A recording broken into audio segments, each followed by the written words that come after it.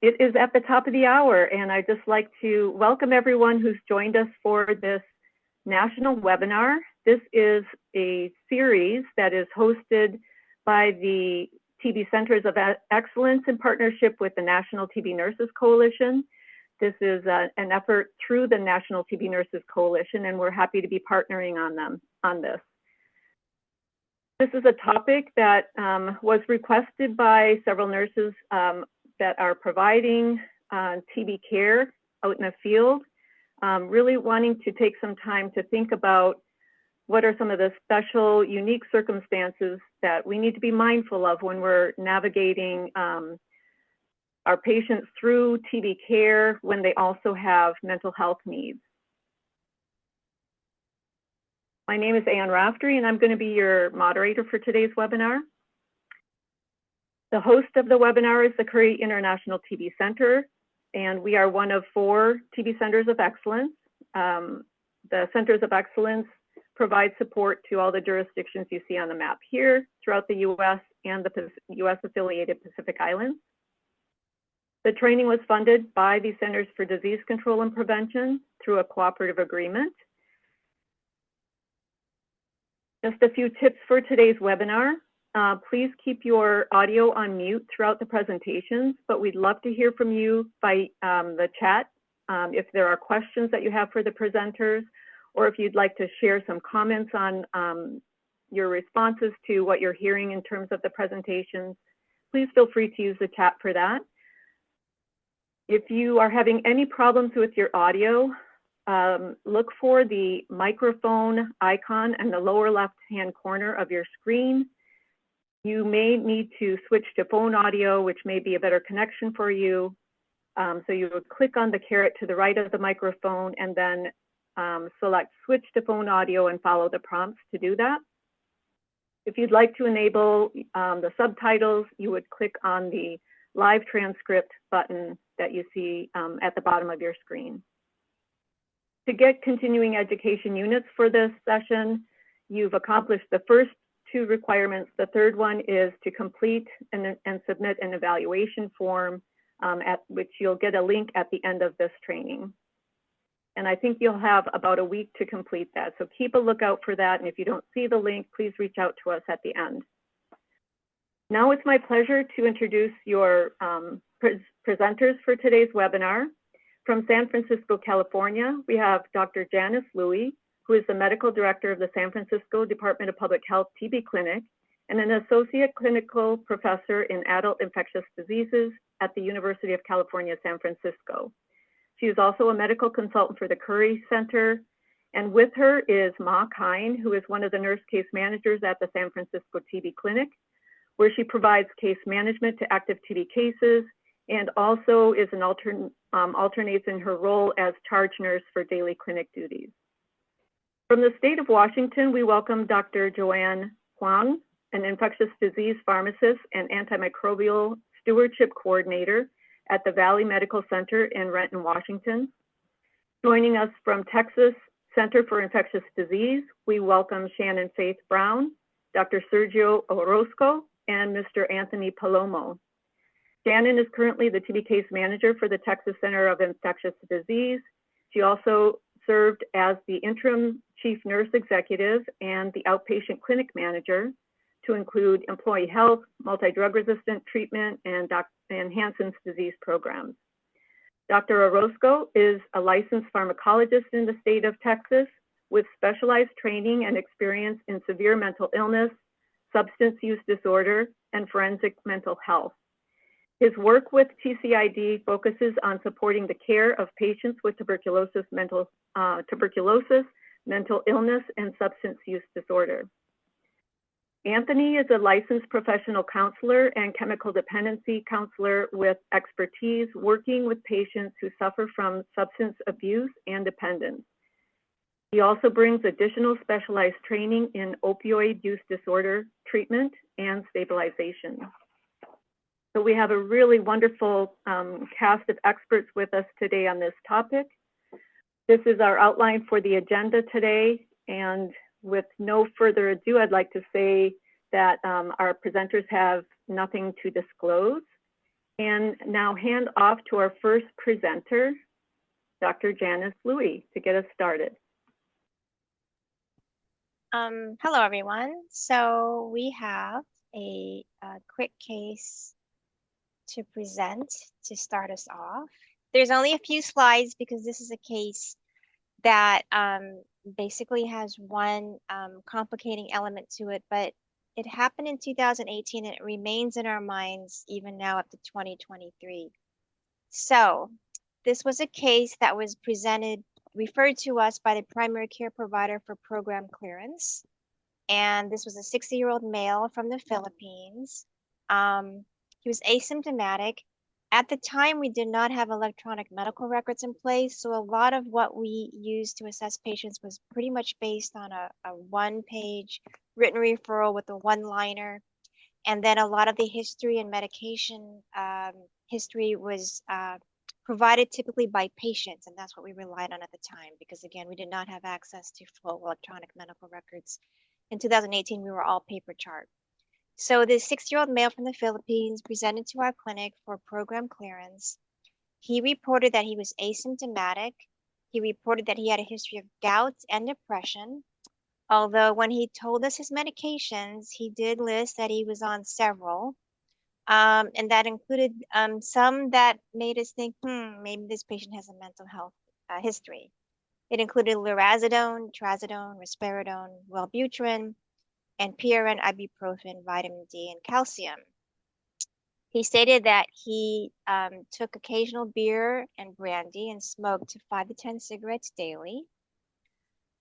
So we did some testing and found out that he was QFT positive. And as a result of the positive QFT, he was sent for an X-ray, which showed a fluffy left upper lip infiltrate that was concerning for active TB.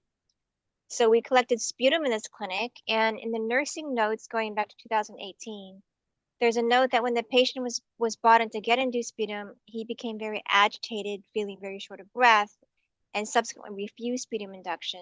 This is despite a lot of coaching by our nursing team, and they're usually pretty good at getting induced sputum. So instead, the patient provided expectorated sputum, and he was able to do that. So the smears were negative, and so he also underwent a percutaneous lung biopsy because he had some nodular areas to rule out cancer. And those results were suggestive of possible TB with necrotizing granulomatous inflammation. Subsequently, a sputum was gene expert positive, so he then became a confirmed TB case. And we started him empirically on TB treatment. Actually, it's not empirically because he did have a gene expert positive, but he received the classic 4-drug regimen of ionate rifampin, ethambutol, pyrazinamide, and B6. And so he seemed to be doing well. And then at about a month and a half into therapy, we suddenly got a notification that the patient had been hospitalized under a 5150 for suicidal ideation and hallucinations. And he actually had been a very pleasant patient with us. This was very atypical for him. The report was that he was making threats to kill himself and his family, including elderly and small members ages 4, 6, and 8 in the home. So he was hospitalized for several weeks, and he was evaluated by psychiatrists who identified that there may have been a problem with rifampin and interactions with his psychiatric medications. So he was switched to olanzapine and bupropion, trazodone and lorazepam PRN, and his TB medications were switched to Rifamycins. Subsequently, the patient was discharged, and he did very well. He did not have any more suicidal ideation or other mental health incidents, and he completed TB treatment on June 22nd, 2019. So he did very well, but he remained in our minds just because I think it was one of our first patients, at least since my tenure at the TB clinic, to really have this severe of an adverse event from drug-drug interactions. So Khine is the nurse manager who was involved, the case manager who was involved with this case. And she's also with us. And so Khine, do you want to add any thoughts in retrospect when you think about this case? Hi, my name is Khine. I was the case manager at that time. And I think this case has really taught me that, a couple of things, definitely check our drug-drug interactions when we are starting patients on a rifamycin regimen, basically starting them on TB meds, especially if we have, mental health patients, and if they are unreliable with their health history, I think it's best that we reach out to their mental health providers and work with them to get more of a comprehensive history about their medication, about their mental health status, because, this patient, he was pretty stable to begin with. He's very pleasant. He followed all the required, things that we've requested, and it was really a surprise and a shock that this has happened. But we did learn that switching him to Rifamycin, he did really well. When he was hospitalized for 5150, we did have support from the inpatient pharmacist that helped to, review the DDIs with his psychiatric meds, and switch him to Rifamycin, switch his psychiatric meds, and he did well. The other thing is, family support, reaching out to family support. He's very close to his mom. His family was really supportive, so he got through the treatment, and he was a really pleasant and nice patient, and we felt really bad that that had happened to him. And then, Khine, you had mentioned that this was, as I mentioned, pre-EPIC, pre-electronic medical record.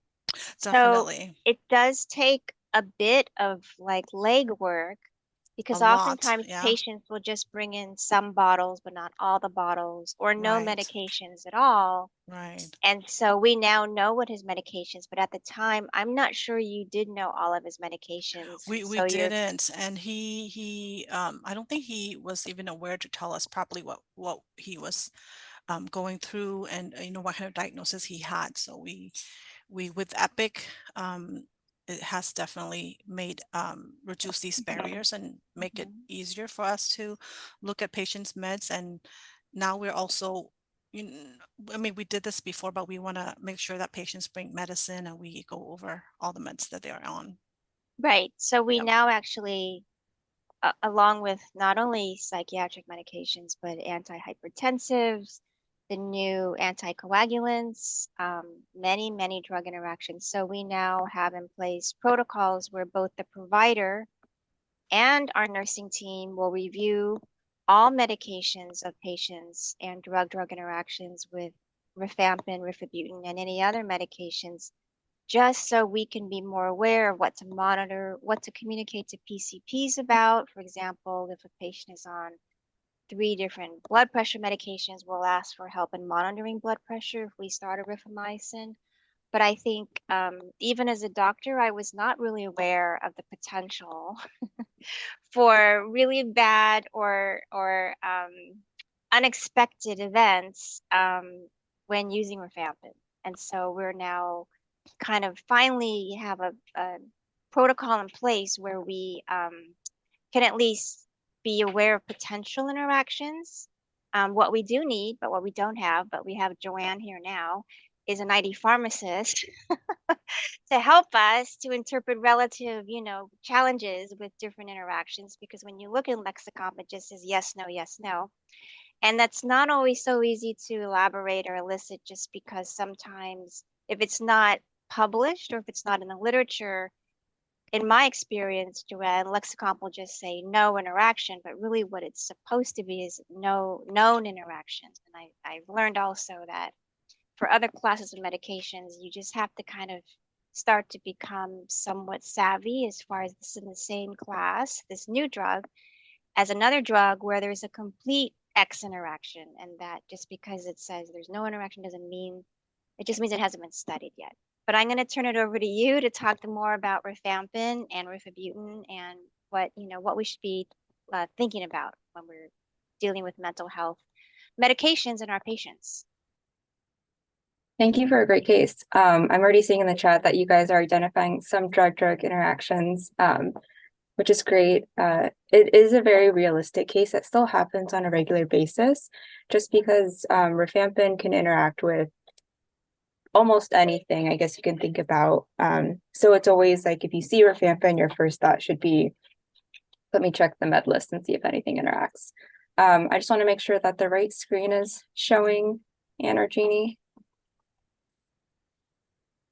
Yep, it's coming through is. clear. Great. We see it. Okay.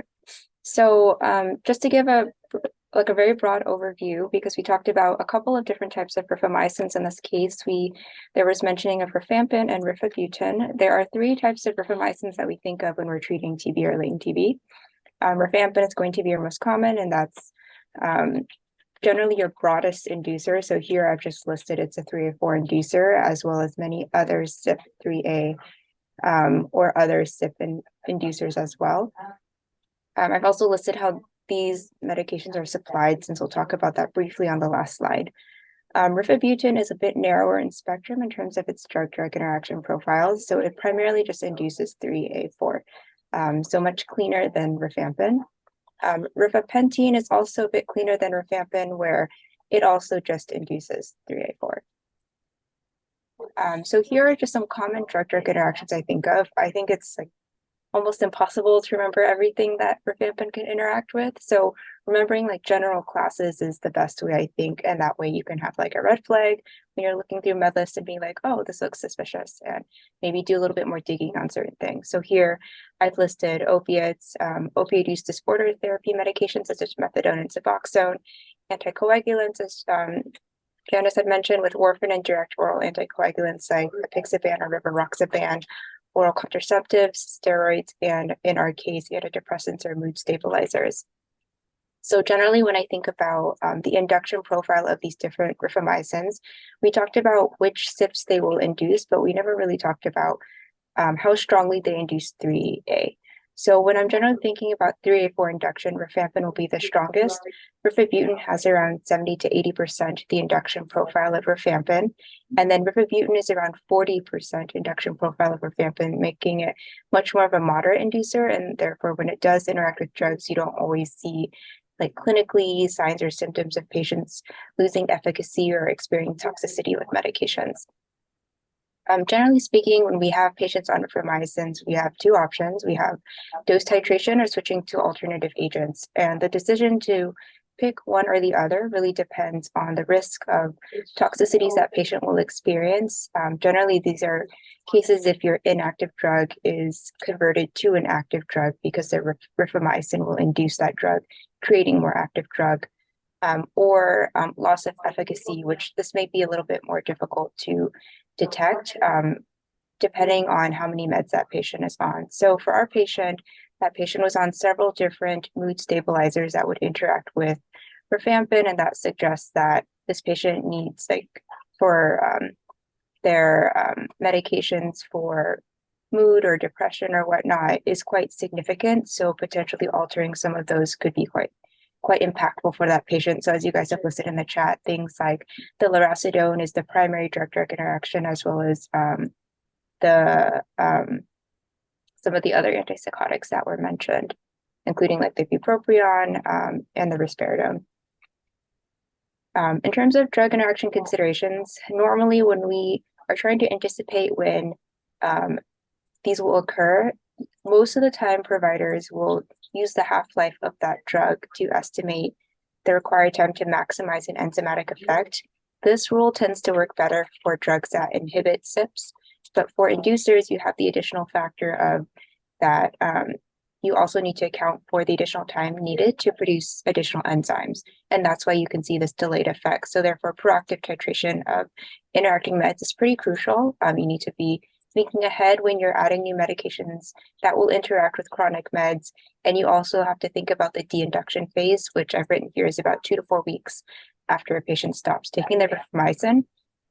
For 3A specifically, its half-life is around 36 hours. Therefore, it's going to take quite a long time for those CYPs to kind of be degraded and disappear from the body. So monitoring needs to be going on for at least a couple weeks, potentially longer, to assess the magnitude of the interaction. In the case where, let's say, you can't use rifampin and you need to switch to something else, generally speaking, as we said, there are 2 other rifamycins you can use.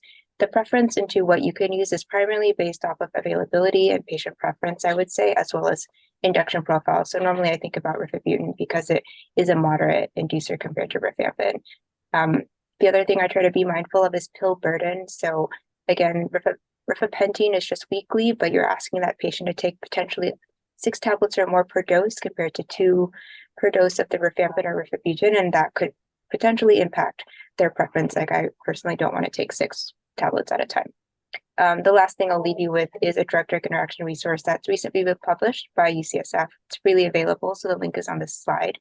It talks about more drug interactions in a clinical setting rather than like what you can find on like Rectomedics or LexiComp. That will help you assess like more clinically appropriate assessments of drug interactions and how to manage them.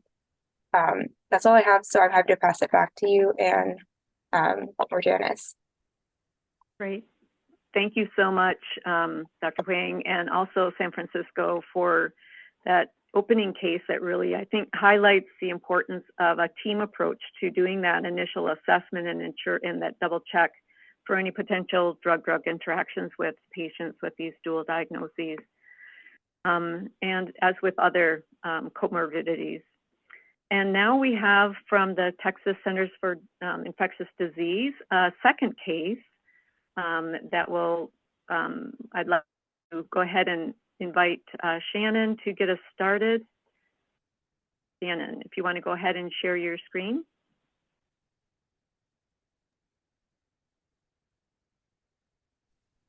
Alrighty, good afternoon. My name is Shannon Brown. I'm the RNTB case manager, and we will start our case presentation today. Okay. This case we're presenting is a 61-year-old male, adult male from Houston, Texas, who was homeless. He lacked any kind of financial income. He was uninsured. He was living in homeless shelters and had food insecurity. He had been diagnosed with tuberculosis during one of his multiple emergency room and hospitalizations.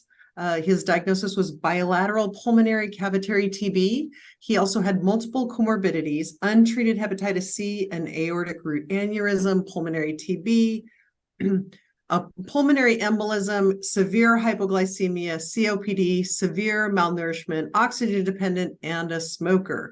He also was on methadone maintenance because of his opioid use disorder. He had no identification. He had had multiple incarcerations. He was started on 4 drug therapy on 3/17/1922. He was admitted to us as at a request from the Houston Health Department because he was being discharged from the hospital multiple times, and they were just discharging him to the homeless shelters, literally putting him there, and he had no support other than a daughter who also had some substance abuse and undiagnosed mental health issues. He came to us 4/12/22, anxious, extremely anxious and uncooperative. He had a blood glucose of 23 when he was admitted. He was short of breath, very debilitated, in pain crisis, disoriented, and severe malnutrition. He was placed on Ensure and had a minced and moist diet because he has no teeth and he had difficulty swallowing pills. While he was here, he had been referred to dental. We were able to acquire dentures that helped because he was not eating well because of his edentulous status. He was unable to walk. He was bedbound due to debility. We started him over the course of his stay with physical therapy and occupational therapy, and he progressed from requiring total assistance to being able to get up and walk behind his wheelchair short distances. He was also able to be more independent with his ADLs. He continued RIPE regimen. He continued to require oxygen, which our respiratory therapist assured us was just really a mental aspect due to his post-TB lung disease. When we continued his methadone maintenance, he did resolve his hypoxia eventually. He was admitted to us with sacral decubitus and heel abrasions that required around-the-clock wound care, and he was on a specialty air surface. He required PEG placement due to nutritional status that was inadequate. He developed an internal fistula and a wound that actually required surgical repair and specialized care for the care of the ulcer that was formed because of the pressure of the internal pressure of the peg tube flange. He had a significant improvement on anxiety that was stabilized with Zyprexa, and he resolved his hypoglycemia as he had regular meals, about 3,000 calories a day, that was offered to him, and his AccuChecks were discontinued. He was completed treatment. He's 6'1". He was 105 pounds when he was admitted. At 15 months of treatment with a completion date of 7/13/2023, he weighed 144 pounds. And I will now give control to Dr. Orozco to continue. Okay. Thank you, folks, for coming in today and giving a little introduction to the types of interventions we attempt to do with our inpatient tuberculosis clientele. I'd like to, before we start the slides, I'd like to do a little bit of preaching about being a helper. So here we go. How did you decide to become a helper? A common motivation is the compassionate desire to foster well-being and happiness, alleviate or prevent suffering, and facilitate positive change. Of course, there is joy in deciding the privilege of having the privilege of being witness to growth and change, and knowing that you are making a difference. Wanting to help is a good beginning, and having particular skills can then be the difference between making matters better or worse. So when trying to help someone with a health crisis or injury, for example, having specific life-saving skills can be vital. In helping, it matters what you do and also how you do it. So beyond technical skills and know-how, there are particular communication skills that make some helpers more or less effective than others. So in motivational interviewing, it is an evidence-based method for promoting change and growth. Motivational interviewing is a particular way of talking with people about change and growth, and to strengthen their own motivation and commitment. Okay, so let's go on to the next slide. So in the research of change in behavioral health, we postulate that people go through stages of change in going from not thinking about doing something to taking action. There are these stages, and the first one is pre-contemplation, not seeing a problem, behavior, or not considering change. The next stage is contemplation, acknowledging that there is a problem, but struggling with ambivalence, weighing the pros and cons, benefits and barriers to change. And often so many of our patients are coming in with that stage. There's the next stage is preparation and determination, taking steps and getting ready to initiate change. Finally, action and willpower, making the change and living the new behaviors, which can be all-consuming activity. And the last stage is maintenance, maintaining the behavior change that is now integrated into a person's lifestyle. In the stages of change, sometimes they'll stick another one in there called termination, and that is a stage where people have no desire to return to their unhealthy behaviors and express confidence that they are not going to relapse. But rarely is this stage reached, and rarely is it maintained. Okay, on to the next slide.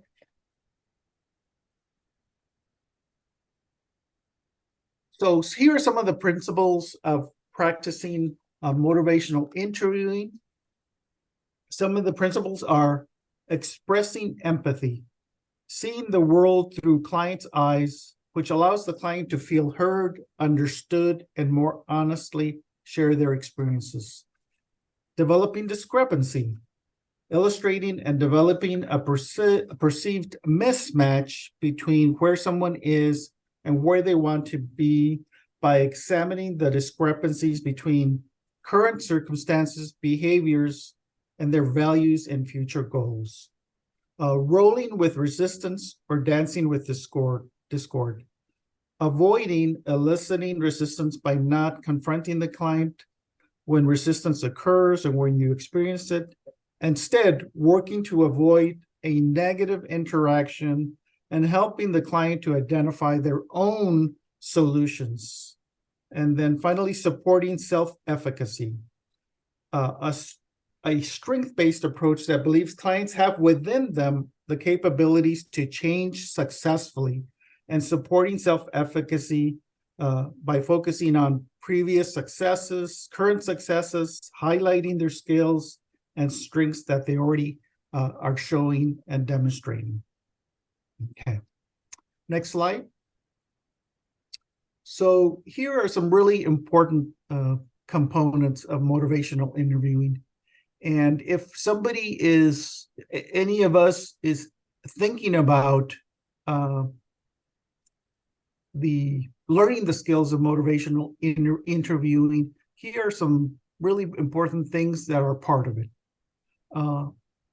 In motivational interviewing, the first task is engaging.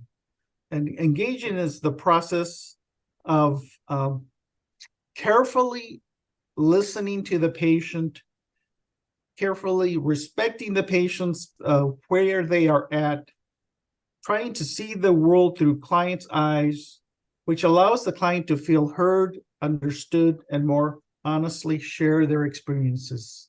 Now, this is what I'm presenting is just a very simple introduction to the tasks. There is so much more to it. And, I'd probably take a couple of days to explain it if we were to go through it. The next stage is focusing, the process by which we develop and maintain conversations about what we specifically want to accomplish. Where are we going, and how shall we talk about it, and how shall we get there? The focusing task helps you and your client to gain a sense of where you are going, what your helping relationship is intended to achieve, and what topics will be most helpful. The next task is evoking. This is probably one of the most important ones, because evoking means evoking the motivation from within the person's own resources. Evoking is the task that differentiates motivational interviewing from other approaches. It involves arranging conversations about the change so that the client's pro-change advocates naturally get good time to make their case. To listen carefully about change talk, because it indicates movement towards change. Often our clients, when they express ambivalence, they will talk about the pros and the cons of making changes to their life that will improve their health. And when they do this change talk, you are going to be listening very carefully and hopefully making some interventions or making some comments when they are involved in this change talk. They might be saying, well, I'm really thinking about losing weight because my A1C is really off the charts, and if I don't take care of it, it's just going to bring on a bunch of cascading problems. So that kind of thinking, that kind of talk is that you really want to be able to be attentive, listen to, and then respond appropriately when this change talk occurs. The next task is planning, developing a commitment to change and formulating a concrete plan of action. So in motivational interviewing, the plan for change is evoked from, not imposed on the client. It is not a plan until the person accepts it. And the underlying question is, how will we get there? Okay. So there are some things that you do in motivational interviewing, some things that you develop, some things that you learn, a lot of skills having to do with listening and communication. But there are also some things that often we as helpers ought to avoid doing also. And one of the things to avoid is what they call the expert trap. The expert trap is a not authoritative stance where you proceed to solve someone's problem for them. Indeed, people come to you because they have you as a professional. You have a lot of technical and educational expertise, a lot of medical expertise, and at the same time realize that the clients have vital expertise about themselves. In motivational interviewing, the client is the expert on the client. And so that they are the ones that know themselves more than anybody else. So taking an expert stance can leave the clients feeling sometimes patronized and restricted and wondering if you really understand their situation. Often because, we are always moving very forward. We're taking advantage of the time that we have with a client, where it's our opportunity to teach, to direct, to give them a recipe for health without being aware of how our interactions and our language is affecting or influencing their motivation. The safeguard is to communicate your intention to collaborate, appreciating the person's strengths, wisdom, and self-direction.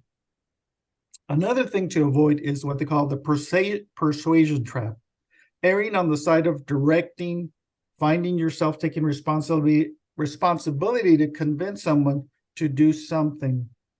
And when what they call the fixing reflex kicks in, you try harder to convince your client and they give you more counter arguments. So slowing down and asking instead of telling will take you pretty far. Another one is what they call the time trap. Feeling in a hurry can lead you to rush, trying to make up for too little time. Avoid letting this turn into power struggles. You really need time to engage. And another one is what they call the wandering trap. Some clients will carry on for hours, and you feel like you ought to, just listen carefully and be friendly, but you may lose your sense of direction if you let people wander. So you have to take the opportunity to clarify what you hope to do in the helping relationship with the time that you have. Okay. All right. So in motivational interviewing skills, they will illustrate a lot of things that are sort of basic to motivational interviewing, so specific skills, and some of them are illustrated here.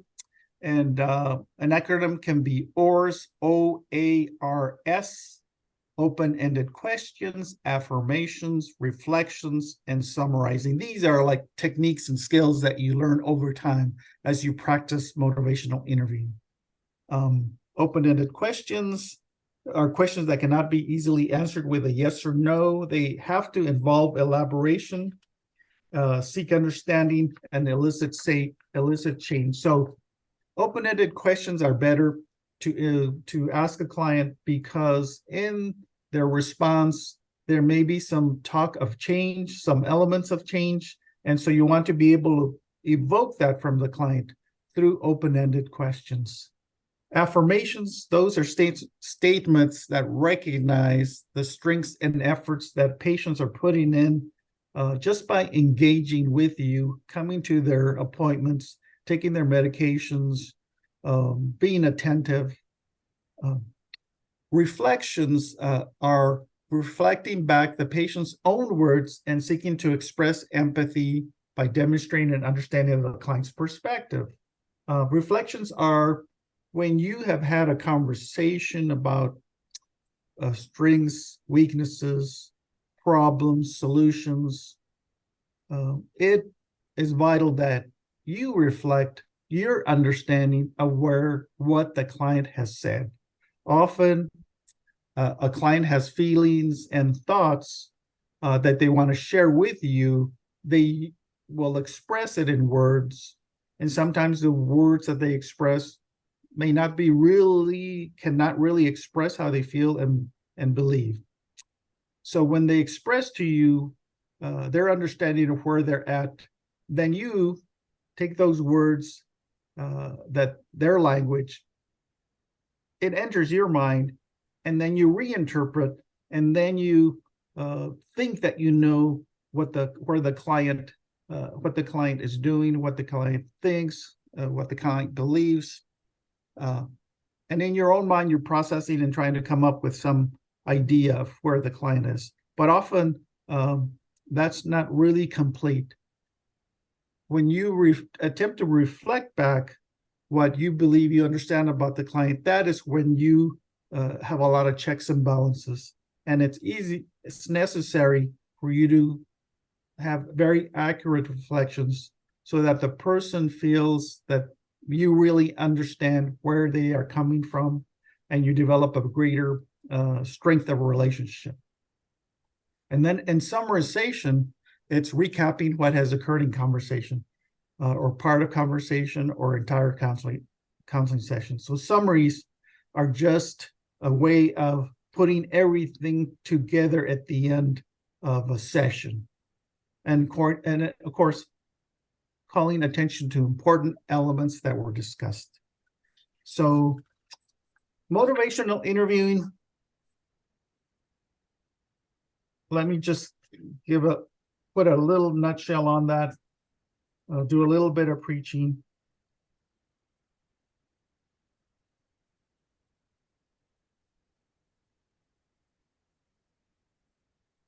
Okay, so in summary, motivational interviewing is a way of helping that starts from a state of mind and heart when working with others. As a helper, you are not a hero arriving to fix things, but rather a companion and guide on the client's journey to change and grow. So the way I tend to see motivational interviewing is I'm going to collaborate, I'm going to be a partner, I'm going to try to engage with a client where it's more of a dance rather than a wrestling match. So where we are going to collaborate, where I am not the expert giving the person some kind of recipe for success, where we are going to find out together where the patient wants to go, where the client wants to go, attempt to engage, invoke, strengthen motivation, delineate where the problems are, what the client wants to do with their issues, and how to get further along in healthy behaviors. So just consider yourself, maybe go back to the time when you were an adolescent, a teenager, and you had adults attempting to intervene with you, your parents, your teachers, and they came to you about some kind of thing that you did or were doing, or some kind of thing that they'd like you to change. And you, as they were discussing it with you, you said, I sort of tend to like roll your eyes and,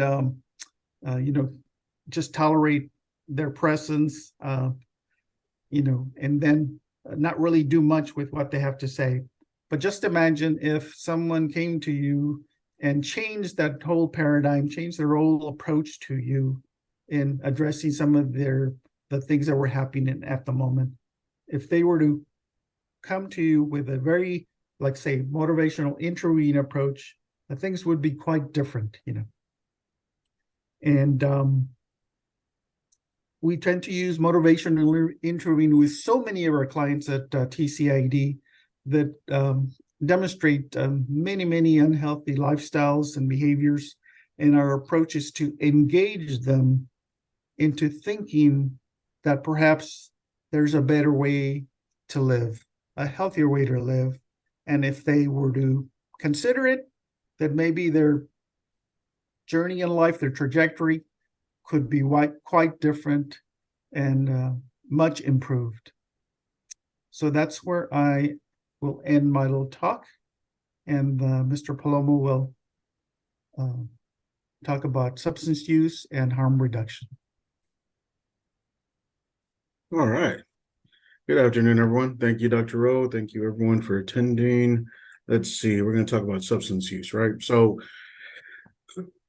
Dr. Rowe put it very, very simple when it comes to harm reduction, or at least going through the stages of change. The challenge is a lot of our patients, when they come into TB treatment, is they already have quite a bit of a history of substance use for most of our patients. Here at our hospital, I would say about half of them have some form of substance use, whether that's alcohol, tobacco, or any other types of drugs. Patients that have a history of illicit drug use are actually at a higher risk of TB infection. In fact, when they first come in, you are going to see that by having that substance use history, it's going to increase the susceptibility for that type of infection, as well as decrease the immune system's response to treatment even after it started. This is difficult to tell when we're having symptoms of either the impact of TB on the body, or if it's long-term drug use, if they're having other comorbid medical conditions or infections, that type of thing.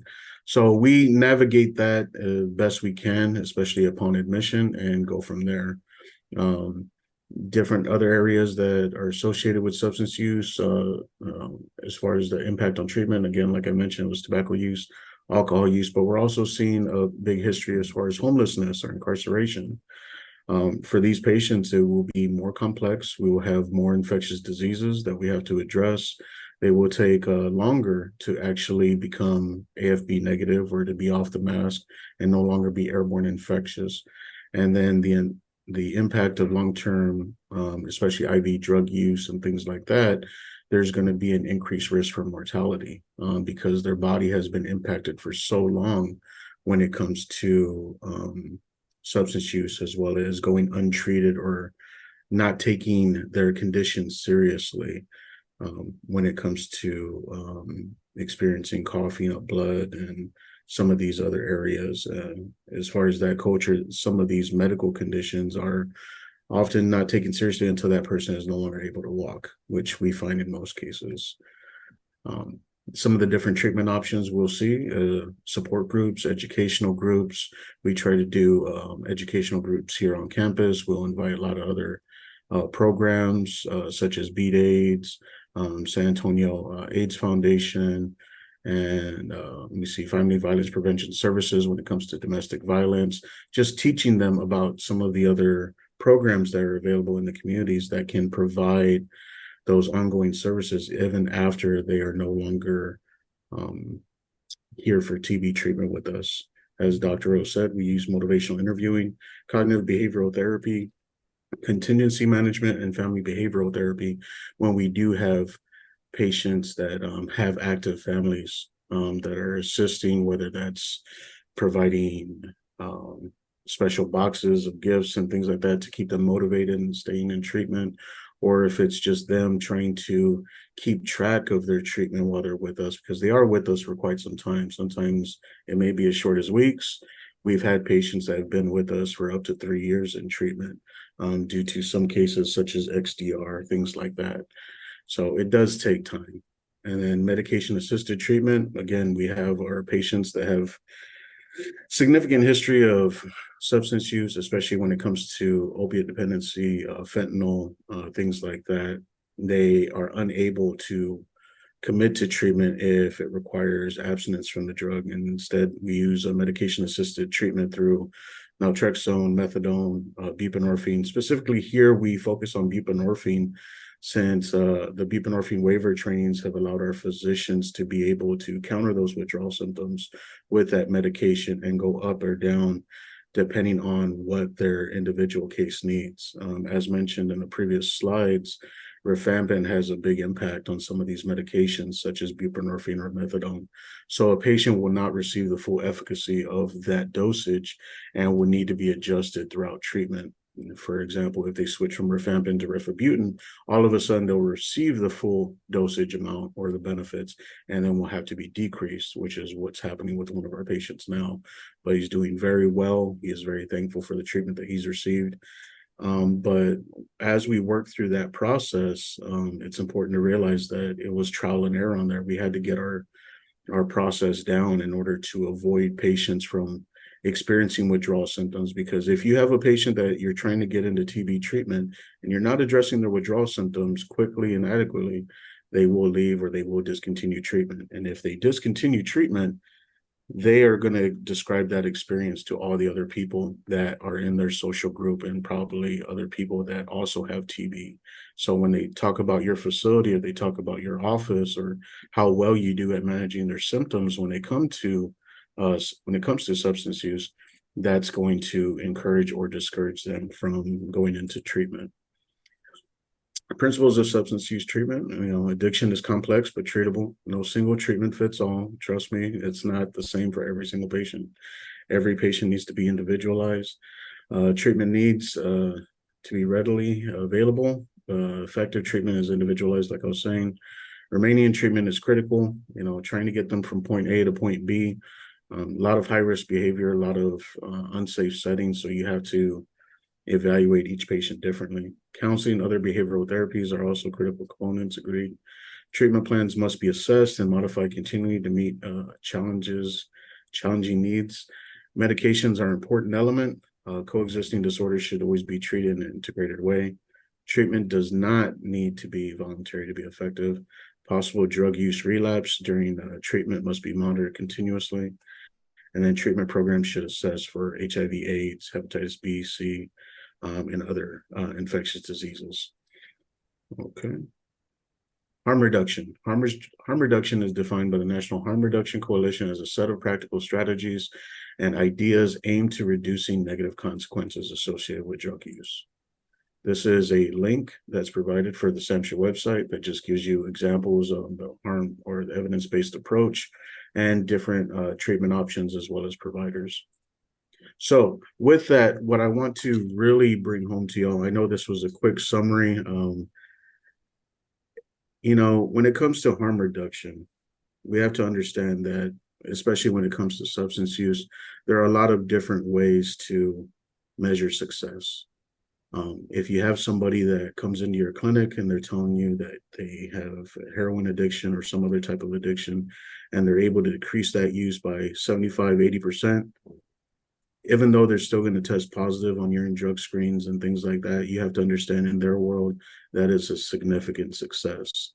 And if you discourage an individual like that, they will not take you seriously. So we have to embrace the understanding that not everybody measures success the same way. And if we are not encouraging our patients that are going in the positive direction, it will make it very difficult to keep them engaged in treatment. And with this, harm reduction is just that. How do we keep patients engaged while still reducing the risk of that lifestyle? So do your best, treat the patients as an individual, treat them as a human being. And as long as you do that, you will be moving in the right direction. So thank you. Thank you so much to each of you from the TCID team in Texas. With these two cases, I think we really wanted to have time for questions from the field, from all of you that have joined us from today. These cases are just highlighting some of the challenges that you may be seeing with your own patients out in the field. So we've got an excellent panel here, and I'll just ask Jeannie if you can go ahead and spotlight each of the presenters for this question and answer period. And if you do have a question that you would like to come off mute and ask the panelists, please go ahead and do a raise your hand and I can call you out to do just that. And as you're thinking about your questions, maybe I'll get started. I think we need to spotlight all the presenters. We need you to put your video on. Otherwise, we can't spotlight you. But my question to the presenters, kind of going back to the first case from San Francisco, made me wonder, to what degree might the stigma around mental illness be impacting our ability to be successful in finding out whether our patients are on treatment for mental illness? And if you do think that stigma is still playing a role, what are some thoughts that you have about how we might approach it, thinking about some of the strategies that Dr. Orozco and Anthony, you were talking about. So I'll just open it up to any of the panelists. And welcome Rocio from San Francisco as well. Yeah, I actually wonder, Rocio, do you have any thoughts? Because you are there every day with all of our patients of all different stripes and mental and social challenges. And I think there is some stigma, but I do think TB providers and especially nursing really are the role model in many ways for meeting a patient at where they're at, wherever they are, because our role is to try and both educate and also help a patient understand at the level that they can the importance of taking medications, the importance of testing, the importance of making sure their TB is taken care of. And while providers can chat about it and talk about it, I think it's really the day-to-day interaction with nursing that makes that connection with all the different patients and their challenges, you know, whether it's comprehension or whether it's not being their priority. So I don't know, Rocio, I don't want to put you on the spot, but I feel like every patient who is challenging in some way, either because they have other priorities or they're not understanding the diagnosis, they're not understanding the importance. We always turn to you in our clinic to kind of bring even the most difficult patients, whether the mental health is diagnosed or not, because often it's not diagnosed. They're homeless or they're used alcohol or drugs and there's something else happening, but no one's ever really, you know, been able to put kind of a formal diagnosis on it. Just how you work with those patients. I think one thing I've observed is that you just try to meet them wherever they're at without any judgment or any kind of presumptions of anything, essentially. As I was listening to Anthony's, roadmap and him speaking, I feel like a lot of what he was saying resonated with our approach and what I tried to do with patients. And I think it's really important to have that posted, Anthony's slides. And I think you meet the patient where they're at. And I think foremost the most important thing is making them feel comfortable here in the clinic, because as they feel comfortable, everything else starts to melt away. The stigma, they're in a new place. It's almost like when, you show up the first day to school and you don't know your classmates and you know who's going to be your friend or who's going to, be there to support you. And I think that's what I tried to do is make the patient feel really comfortable where they can come, sometimes too comfortable. So there's a balance there that we have to strike, right? And so, but making sure they feel like they can come to the nursing staff as the providers and let us know what's going on with their life, their TB, their, whatever it is. And then we start working with other, we start working with where they're at and start helping them wherever we can. And sometimes we find we have issues with boundaries, like everything. But going back to Anthony, what Anthony said, it's really important for the patient to understand what we can do and what we cannot do. We have a patient that we're having boundary issues with this week. So we got together all the team members and made a calendar. This is what's going to happen on day 1, 2, 3, and 4. And so everybody got the message. But I think it's really important to lay that foundation, find out more about their personality, how that's going to mesh with each one of you. And I have to match the patients to the case managers. And, I find that that's a really important job also, because you have to have a personality match and, sometimes language, personality, approach, everybody's different. So we do a lot of individualized care here, with whatever we can. And sometimes you don't have everybody, but you just kind of have to reflect. Sometimes you have to pull back when things are intense and just kind of let the dust settle. Thank you, Rocio. Any other thoughts from other presenters to add around stigma of mental health and its impact on our interface with our patients? just want to add, I think what I'm hearing is the experience that so many of the providers have in engaging with patients, learning from, the communications they've had, the struggles that they've had with patients, and really being attentive to what works and doesn't work. And by trial and error and experience, the most important thing for patients to feel is that you are there to reduce their suffering, that you genuinely care for them.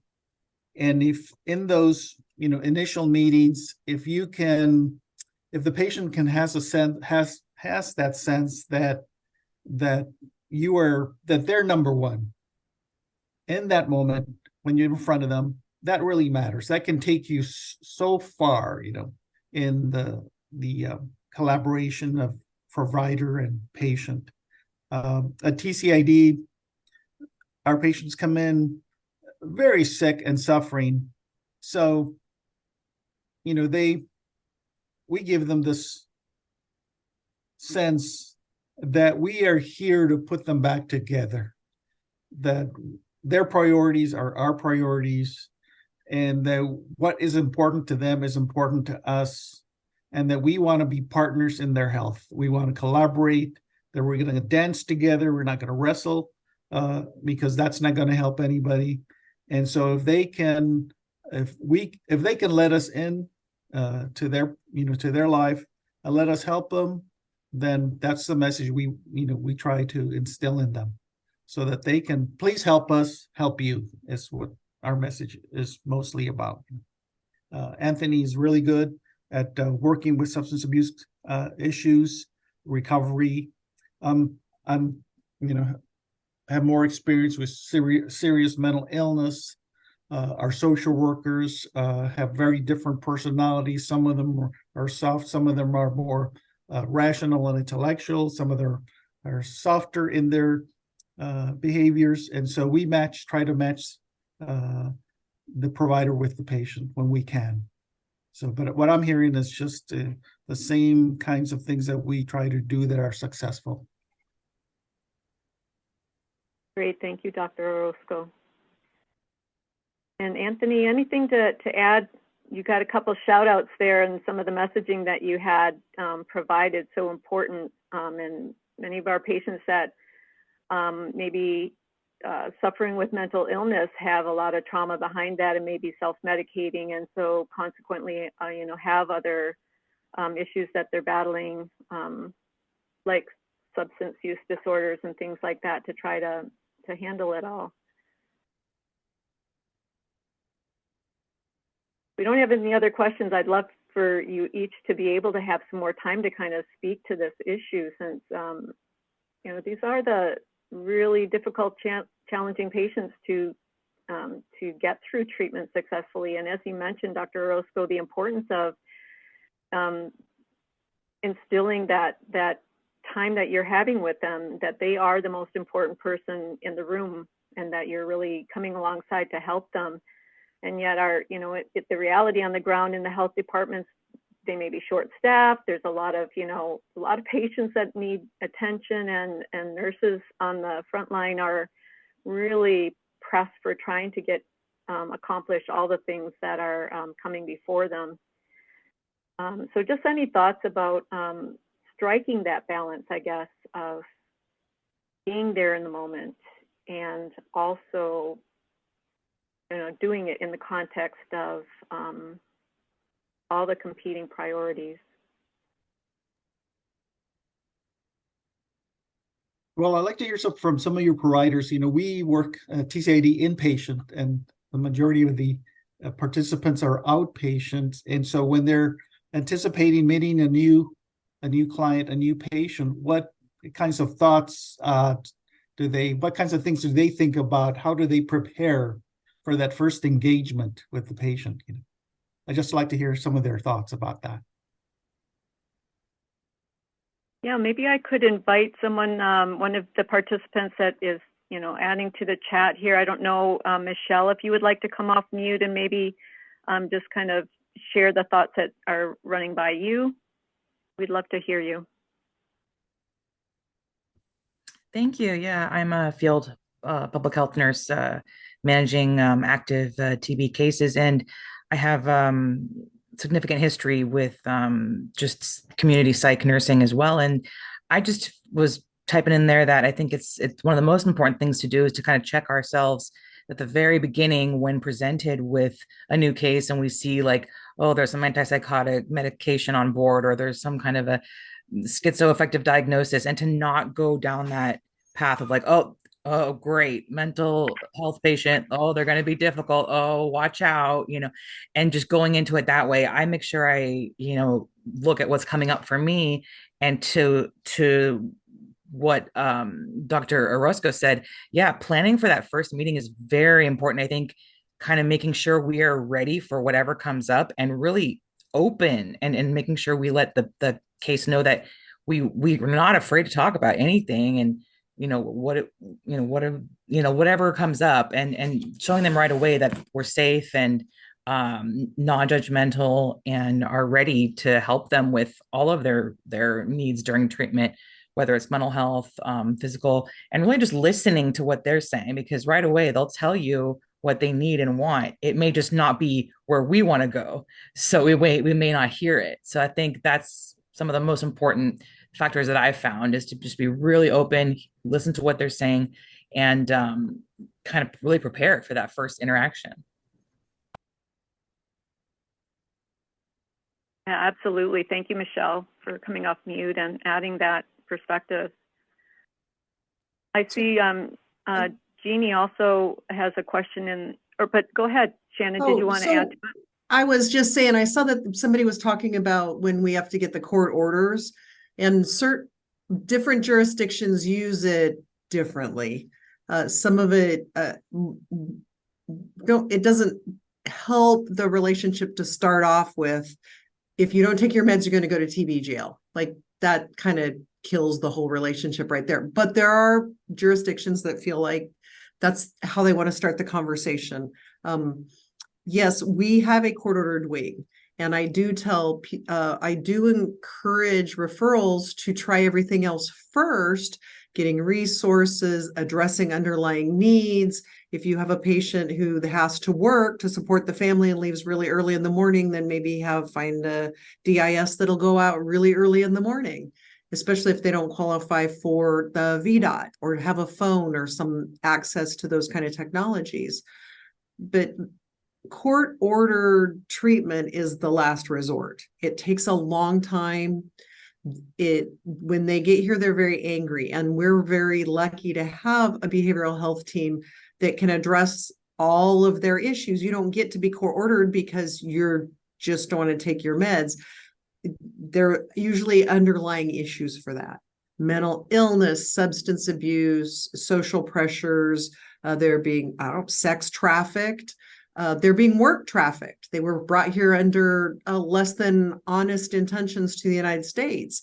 And now they have to work, right? So we have to remember that they're not maybe voluntarily or there's not an oppositional defiant, though there may be. The mental illness is serious. I have to tell the health departments when they make the referrals, or hospitals particularly, they don't want to disclose, oh, well, the patient is mean, the patient, is exhibiting withdrawal symptoms. And I tell them, I'm not going to say no. We are not going to not take the patient because of these, but we can't treat the patient if we don't know about that. We cannot be prepared. Like you said, that very first visit, it's so important to get as much information from the patient as possible so you can be prepared with the right team in place and maybe have an idea of what resources you're going to need to access going forward, especially if they're in the community. And for us, it's for the referrals, getting the right people. And then if you have patients who, they're saying, well, I am taking my meds. I am taking my meds.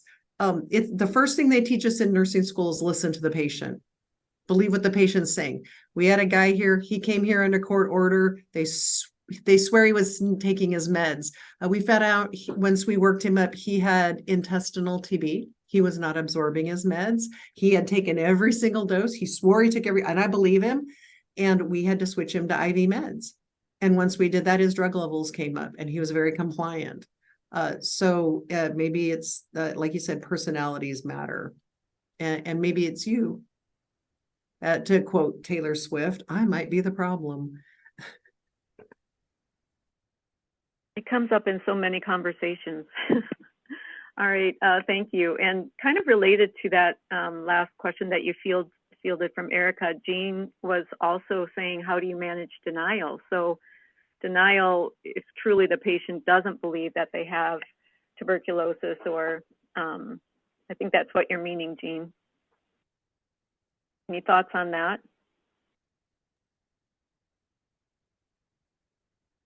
Maybe the patient's mental illness prevents them from being able to really understand the diagnosis of tuberculosis. How would you navigate that, or how do you navigate that? This is Dr. Orozco. There are a few cases where patients just present some difficult ideas about disease and TB treatment, whether it's effective or whether they have TB, of course. So we don't try to wrestle with that, of course, but I think it's ideal to have an exploration of the context about what has happened. How was it for you when you first, engaged with the health system? How was your communication? What was it about what they told you that seemed to be off, or seemed you were opposed to? So an exploration of the circumstances and the details surrounding the relationships and the communications that they had with, with the health staff. And it's not sort of to convince them, it's sort of to an attempt to find out the qualities of those interactions, and maybe in there somewhere were some issues, that you could perhaps address. So that's where I would start often. It's like, well, what has happened to you before you got to me, before you decided that you didn't have tuberculosis? Tell me what happened with the interactions you had with individuals. What did they say? How did they treat you? What happened? What made you think that they were not being honest with you? Sort of an exploration. Not so much whether you have TB or not. Just tell me a little bit about what was happening. And then maybe within that context, you will find some things that you share and that you could, help the person understand. Also, there was a question about by Erica about what about when you can't use motivational interviewing, when that doesn't apply to the person, when they don't want to stay in treatment, how do you convince them otherwise when it's not a sort of a motivational issue? We attempt to illustrate at TCAD to the individual that TCAD has a lot to offer them other than TB pills, that we have social workers, that we have other individuals that may address some of the deficits in their life that have nothing to do with disease. Maybe maybe they don't have an ID. Maybe they qualify for benefits. Maybe we can find them housing. Maybe we can address their financial issues. Maybe we can intervene in their legal issues. We illustrate that we have a lot to offer them other than the medical interventions. And if they hang in there with us for any significant period of time, or even we will negotiate day to day, that they can receive so many different things from us other than just treatment. So we try to, encourage them and illustrate to them, hey, there's a lot of things that we have to offer besides just treatment that you could, benefit from. So that we try that angle also. Thank you very much for that. Any other questions that we haven't fielded yet. I see some great comments in the chat from others that are not able to come off mute. Cynthia, thank you for your comments that you added, and Michelle again. And Kay Wallace from the Curry Center has added a link to, I think, a really wonderful document that addresses the language we use and avoiding language that can be stigmatizing. So that's a great resource as well. One thing I wanted to come back to, if there are no other questions, is something, Anthony, that you mentioned that kind of struck me when you were talking about approaches, and one of your principles was that treatment does not need to be voluntary to be effective. And I was wondering, could you just say a word or two about that? Because it's always kind of been my belief that a person needs to kind of decide that they're going to accept something for it to really take hold. But I was interested in your thought on that statement you made. Sure. I've had a lot of patients that sometimes they weren't really motivated toward treatment, but they were court ordered or they had to attend groups or individual counseling, and they just wanted to kind of satisfy this requirement in order to carry on with their life. Honestly, whenever a patient chooses to go into treatment, they recognize that they have a problem. That's great. They've crossed that hurdle, but sometimes it does take, the court process in order to motivate them to take that first step, or at least to create the opportunity. So what I would say is that opportunity is something that is given, especially to when we talk about our TB patients. They may have been court ordered to our facility because they're non-compliant with TB, but the truth is, even though whatever negative thoughts that they might have about what it looks like, thinking it's a correctional facility or a prison or any of that, that's really not the truth. They were just court ordered because of a community health risk, but they were given an opportunity to go into a facility where they have so many different disciplines that are at their disposal, and those services are voluntary, but they wouldn't be available if they didn't come court ordered to our facility for non-adherence to taking their TB meds. So just because they were forced to be there doesn't mean that they aren't going to benefit from that opportunity. So sometimes individuals may say, well, if they're court ordered here, they're really not serious about getting healthy. Well, that's not always the case. So I know that there's been challenging cases. I've heard some of the other participants were talking about patients testing boundaries and doing different things. Well, remember, they've come from a lot of different settings, so they've learned a lot of life skills on how to get through this world. And what we have to do is to use the opportunity that's given to us. If we have somebody that came voluntary or court ordered, use that opportunity to give the right information and hopefully roll with that resistance whenever they're being a little bit more challenging than others, and just find a common ground, something that they're interested in, whatever their needs are, and start there. Start something small. I mean, Dr. O and I don't automatically go to the biggest issues such as substance use or some of the things like that. Sometimes we just basically say, hey, what brings you joy? What do you like to do? What if you were outside or before you got into all of this, what did you like to do? Well, I like to draw. Sometimes I like to journal. So, all right, well, if I drop you off a notebook, is that cool? Yeah, can I do that tomorrow? Great. That's going to build that therapeutic relationship that they may not have had before. And if we're talking about their connection with the health department and whatever prior experiences they've had, again, that's when you treat them like a human being, another individual. Yes, they have many, many, many different experiences that made them into the individual that they are presenting as. I'm sure quite a few of them look terrible on paper, but, Dr. O and I have experienced a lot of relationships with, our patients as far as building those therapeutic relationships, and they are completely opposite of the way they look on paper.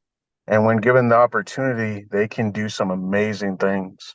So that's what I encourage everybody to do, is just make sure to take that opportunity to give that education.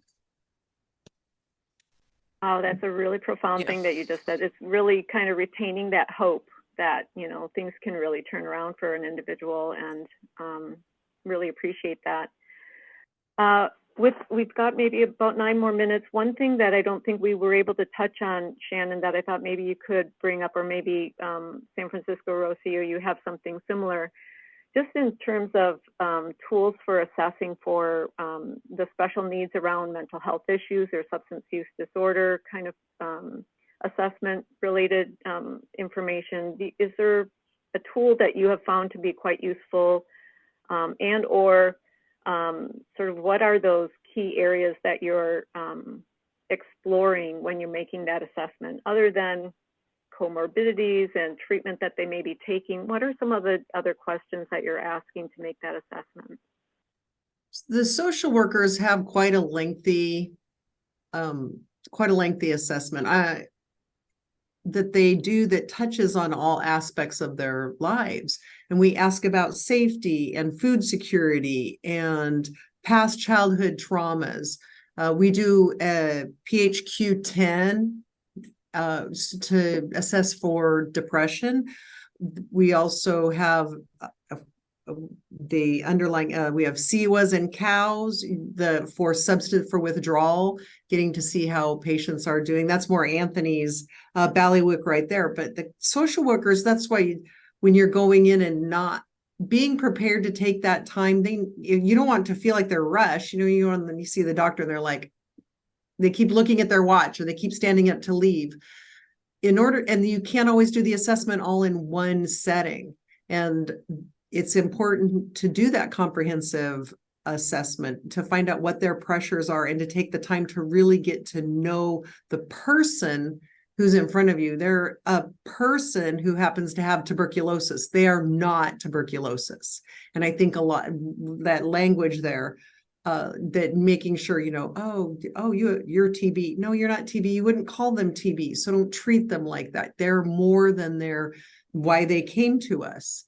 And understanding what those challenges are is very important, and taking time to screen. There was a screening tool that I had shared with Colorado it's quite extensive, and I can share. I think I shared it with Jeannie, or you can reach out to me and I can share it with you. That just gives you a path to follow, so you're not missing something, because sometimes you can get in a hurry, and if it's written down and in front of me, I'm more likely to complete it. But it also gives you talking points too, and like Dr. Orozco said, ask an open-ended question.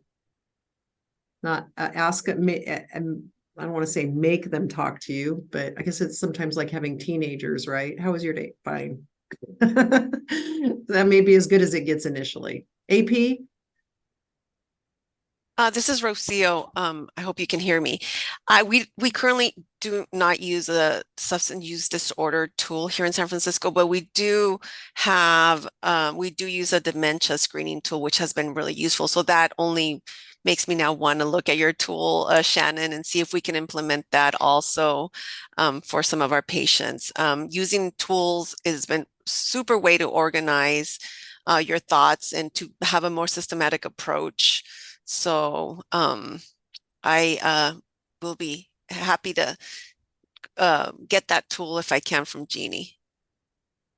And it looks like she's posted it in the training materials. So all of you that have joined the webinar today, you have access it from the link that she's directing you to as well. Thank you for that. Any other questions that I have not fielded that any of the other presenters have noticed in the chat that we should come back to? Well, and I just want to follow up on what Rocio was saying, that we all have very different populations that we are serving who have active TB. And we had focused on the dementia tool just because half of our patients in San Francisco are over 65 years of age. So, of course, it's going to be very complicated because there's a component possibly of dementia or of frailty or of polypharmacy, in addition to undiagnosed or unknown mental health disorders or depression in the elderly. So there are many tools we want to explore. Of course, as you all know, nursing staffing is also a commodity. So we do start out with the mini cog. And I think it's been very successful, again, because half of our patients are over 65. About 15% of our patients we identify with this screening tool as having previously undiagnosed dementia. And so, at least by the mini cog. And so it helps us refer back to the primary care person to get further workup. It helps us to understand why a patient is being found in the home by our field workers undressed, or just strange behavior, or you have multiple pill bottles, and it just helps in many ways. So we can communicate back to the family and to the provider and say, hey, is this patient really taking all their other medications outside of TB meds? Do you know what's happening in the home? It helps the family feel maybe less guilty if they're struggling with an elderly family member who they don't quite understand why they're not engaging or being as adherent as they were hoping. And it oftentimes ends up, we work a lot with families in readjusting their expectations and even saying, hey, this family member now has a formal diagnosis of dementia, and this is not a diagnosis that always gets better, and we think maybe we should start looking to kind of long-term care or home health or family care options. So sometimes the diagnosis of TB really tips these patients into having a very thorough assessment because we're going in the home. And I think other tools can be brought into play in the same way to understand the home environment, because what the patient looks like in the clinic is very different than in the home, early morning or on a day-to-day basis. And so it can kind of bring home taking care of the whole patient. And TB is a way of getting in and kind of, I think it's important for us to recognize there's that opportunity, because most primary care providers don't see a patient in their home environment. They just see them dressed and on their best behavior for a doctor's appointment. But what's really happening might be, in the home setting where things are chaotic and crazy and the family's just kind of exasperated. So whether dementia or another mental health diagnosis, I think TB staff have an opportunity to help with the whole patient care, not just, the TB part of it. Thank you so much for adding that. And I see a lot of chat in going back and forth. So a link to the cognitive tool has been shared. And I guess it's also, Rocio, you said it's available in multiple languages. We probably should have a focused session just on that topic, because I think there would be a lot to share on that topic alone as well. We're just at the end of our webinar. I just want to, again, thank each of the presenters for all the time that you put into preparing for this and for sharing your expertise in this topic, and for the tools and resources that you've provided for the learners that have attended today as well. Thank you so much. And for those of you that have joined us, a reminder that if you joined as a group and you did not register, but you would like to have get continuing ed units, you can, but reach out to our program manager, Jeannie Fong. We would need to know or have you register in some fashion in order to make that happen. If you want CEUs, remember that we do need you to complete your evaluation form, and you should be receiving a link in your email within the, sometime later today. Please look for it. If you don't see it, please check your junk mail and reach out to us if you still can't find it. So with that, we make sure that it gets into your hands as well. All right, with that, thank you everyone. And we look forward to the next in the series of this case presentation webinar from the National TB Nurses Coalition.